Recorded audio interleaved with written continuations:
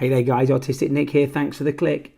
In today's drawing video, I'm going to be drawing the Simpsons characters sat on their couch in their living room. This is a really fun drawing. I've been really excited about drawing this for a while. I found a couple of reference images online of the Simpsons. It's not something that I've previously drawn in any of my videos, so this is a first for me, but I really liked this image that I found online.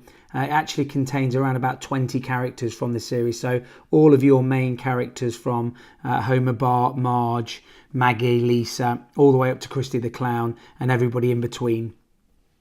I decided to start the drawing and record my sketching process.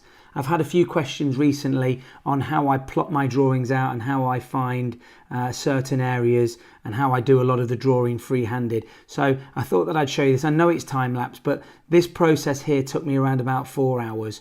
So what I do is I find some basic shapes and some basic reference points to begin with. And I actually started in the bottom left corner with this, with Lisa, and I worked my way out from there. Now, I've said this in previous videos, but you have to get something down on paper to start with.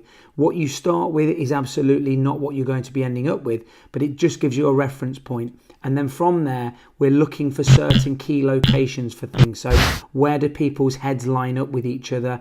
Where does the picture in the background line up with Marge's hair? Where does Bart's head finish in relation to the granddad and things like that? Once you've trained your eye to look for certain areas that are lining up with others, you will be able to draw things freehand, whether that's a realistic face or, like I'm doing here, a cartoon composition. I used a Faber-Castell Pitt pen to do the black outlines, making sure that I leave this to dry so that the Copic markers don't run into the ink and make it smudge. But for the rest of the drawing, I use Copic markers for all of the characters. I've got a Copic marker set A of Copic Chow markers, and I actually have 72 colours in this.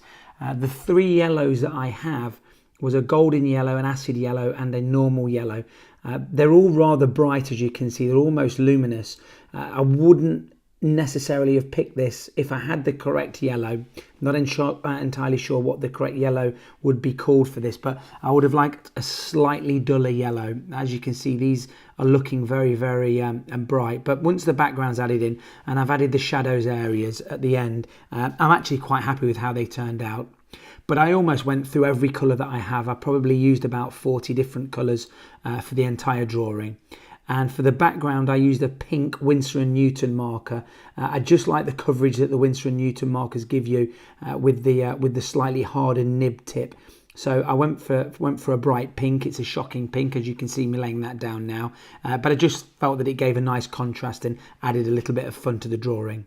I'm having a lot of fun with this channel, guys. Thank you so much for your requests recently. Thank you for connecting with me on Facebook, Instagram and Twitter.